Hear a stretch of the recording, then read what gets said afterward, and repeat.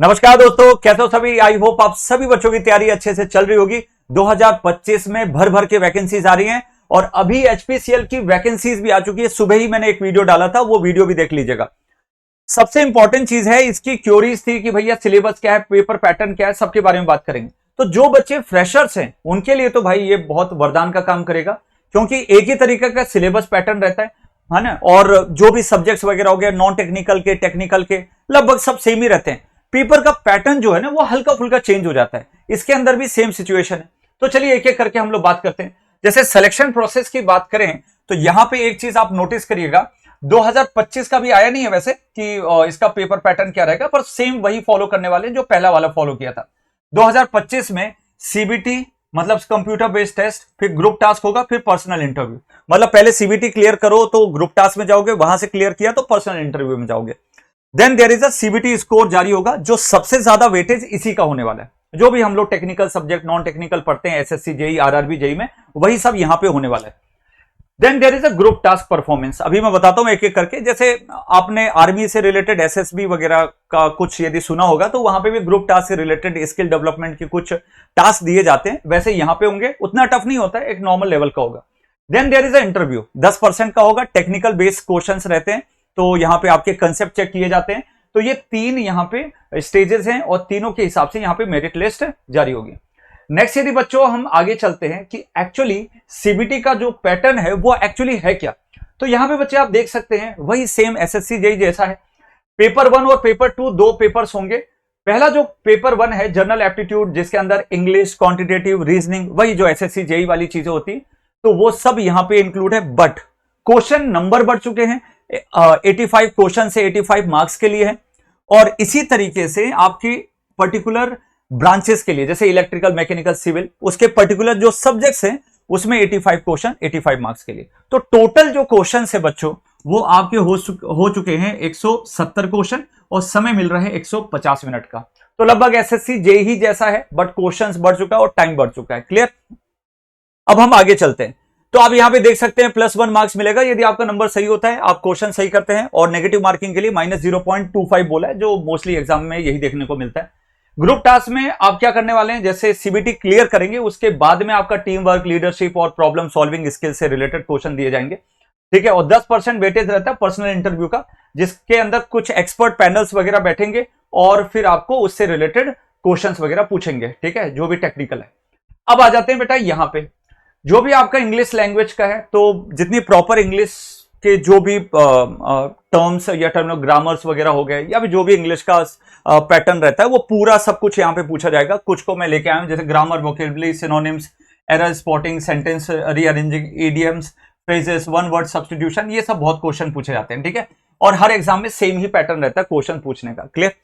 दूसरा है quantitative aptitude, जिसके अंदर arithmetic, algebra, time work, probability, permutation, combination, वही आपका एप्टीट्यूड जो बाकी एग्जामिनेशन में पूछा था, सेम इसके अंदर भी आपको यहां पे लगेगा, जो मोस्टली आप आरआरबी के अंदर पढ़ चुके हैं। नेक्स्ट यदि हम लोग बात करें तो रीजनिंग का भी सिलेबस आरआरबी, एसएससी जेई वाला ही होने वाला है, तो यहां पे वो भी चीज क्लियर। तो नॉन टेक्निकल का पोर्शन मेरे हिसाब से अब आपको क्लियर है। सबसे इंपॉर्टेंट है जो पेपर 2 होगा, इसके अंदर हमारा टेक्निकल सब्जेक्ट पूछे जाएंगे। इलेक्ट्रिकल इंजीनियरिंग को लेके यदि हम लोग बात करें तो यहां पे आपके आएंगे electrical circuit, electromagnetic field theory के क्वेश्चन बहुत अच्छे पूछे जाते हैं।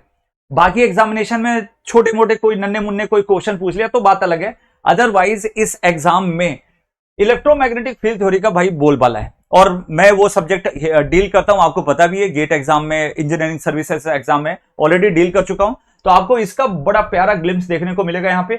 इलेक्ट्रिकल मशीन जो बाकी सभी एग्जामिनेशन में है, एसएससी आरआरबी के अंदर, electrical electronic measurement, power system, power electronics and even the basic electronics का भी पोर्शन मिलेगा। तो ये सिलेबस है इलेक्ट्रिकल इंजीनियर और उससे अलाइड इंजीनियरिंग के सब्जेक्ट जो हो गए वो ये है। इवन यदि मैं इंस्ट्रूमेंटेशन इंजीनियरिंग की बात करूंगा, वही इसमें बस signal system, control system, analogue electronics, digital electronics, industrial instrumentation, communication, ये सब कुछ ऐड हो जाते हैं, जो उसका कोर सब्जेक्ट्स बोलते हैं। बाकी आप देखोगे इलेक्ट्रिकल में वही घिसे पिटे सब्जेक्ट जो हमारे हमेशा मैं बोलते आया हूं, भैया यही 70 से 80% आपके सब्जेक्ट हैं जो मोस्टली हर एक एग्जाम में पूछे जाते हैं। मतलब आपको पढ़ना वही है, पर पेपर का पैटर्न जो है वो अलग हो चुका है। क्लियर है। अब देखो प्रिपरेशन टिप्स मैं आप लोगों के लिए कुछ रेडी करके लाया। पहली चीज, कोर इंजीनियरिंग सब्जेक्ट्स पे आपको फोकस करना है, जो भी आपका पेपर 2 है, क्योंकि वही मेन यहां पे एडवांटेज आपको देगा। क्लियर है? चाहे एसएससी जेई की बात करो, चाहे आप आरआरबी जेई की बात करो, PGCL, DT, state JE examination, AE examination, सब में वही सिलेबस है। कई एग्जाम में बस कुछ एक्स्ट्रा सब्जेक्ट्स ऐड हो जाते हैं, सिग्नल सिस्टम हो गया, कंट्रोल सिस्टम, अदरवाइज तो वही कोर सब्जेक्ट है जो अभी बताए। तो उनपे सबसे ज्यादा फोकस करना है, क्योंकि वो आपका 70 से 80% तक का क्राइटेरिया फुलफिल करते हैं। प्रैक्टिस करना है आपको एप्टीट्यूड और रीजनिंग, जो प्रीवियसली पेपर में और मॉक टेस्ट में दिए हुए हैं। एसएससी का पेपर उठाओ, आरआरबी का पेपर उठाओ, उससे बेस्ट है ही नहीं सेंट्रल लेवल पे, क्योंकि ये सेंट्रल लेवल का ये भी पेपर है। ठीक है, तो उसके क्वेश्चंस प्रैक्टिस करो, आपको बहुत कुछ आइडिया लग जाएगा। टाइम मैनेजमेंट आपको बहुत ज्यादा यहां पे प्रैक्टिस करनी पड़ेगी, तो ट्राई करो जो भी हम लोग मॉक टेस्ट या क्विजेस वगैरह लेते हैं, तो उससे आपको बहुत ज्यादा बेनिफिट हो जाएगा। Next, stay updated on the current affairs for the general awareness. तो थोड़ा बहुत पोर्शन उसका पूछा जाता है, तो उसके लिए भी थोड़ा रेगुलर बेसिस में आपको पढ़ना है। क्लियर है? अब आ जाते हैं यार, आपको कौन सी बुक्स परचेज करनी है। तो यार देखो, बात ऐसी है कि बुक्स आप परचेज कर सकते हैं कि भाई जैसे आरएस अग्रवाल एप्टीट्यूड के लिए हो गई, इंग्लिश के लिए एसपी बख्शी हो गया, टेक्निकल सब्जेक्ट्स के लिए स्टैंडर्ड इंजीनियरिंग टेक्स्ट बुक जैसे पीके मिश्रा फॉर इलेक्ट्रिकल, ठीक है, बीएल थरेजा हो गया, ये भी अशफाक हुसैन हो गया। अलग अलग बुक्स हैं, अलग अलग सब्जेक्ट्स के लिए आप रेफर कर सकते हैं, और इसके रिगार्डिंग मैंने अलग वीडियो भी बना के रखा है कि आपको एज ए इलेक्ट्रिकल इंजीनियरिंग ये बुक रेफर करनी चाहिए।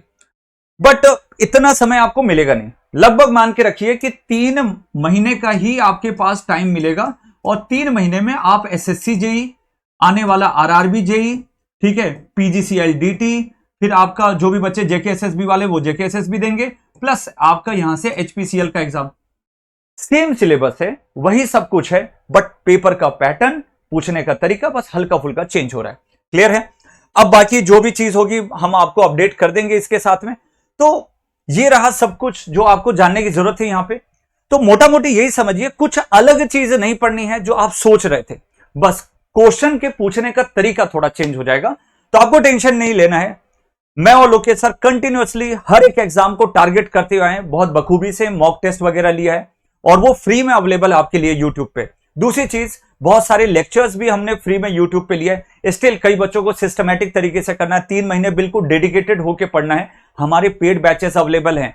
आप डिस्क्रिप्शन में जाइए और वहां से जाके आप हमारी मास्टर प्लस एजुकेशन की वेबसाइट हो गई, या हमारी एप्लीकेशन हो गया, ऑफिशियल एप्लीकेशन जो है, वहां से जाके आप फाउंडेशन प्रो बैच परचेज कर लीजिए।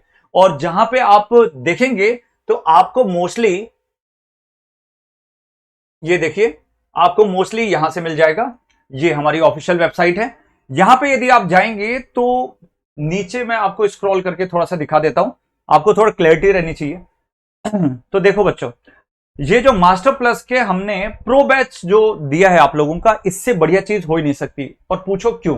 रीजन यह है कि हम यहां पे आपको प्रोवाइड कर रहे हैं फाउंडेशन बैच लाइव क्लासेस, जो डेली बेसिस पे चल रही हैं। मैं और लोकेश सर दोनों की क्लासेस पैरेलल चल रही है। ओल्ड रिकॉर्डेड लेक्चर जिसके अंदर 408 वीडियोस हैं, वो भी आपको हम प्रोवाइड कर रहे हैं, और 1 शॉट रिवीजन बैच भी दे रहे हैं। तो आपकी हर तरीके से तैयारी यहां पे हो रही है। आप इंडिया के किसी भी जेई और एई एग्जामिनेशन की तैयारी बहुत बखूबी से कर सकते हैं। तो एंजॉय योर प्रिपरेशन, अच्छे से पढ़िए। और यहां पे इसकी जो प्राइस है 10,000 की थी, बट 75% ऑफ देके 250 रुपए ही रखिए। बहुत नॉमिनल प्राइस है जो हम आपको प्रोवाइड कर रहे हैं, उसके कंपैरिजन में ये बहुत कम है। ठीक है, so enjoy your preparation, start your preparation. कुछ भी डाउट लगे कमेंट सेक्शन में जरूर बताना। Thank you so much, bye bye.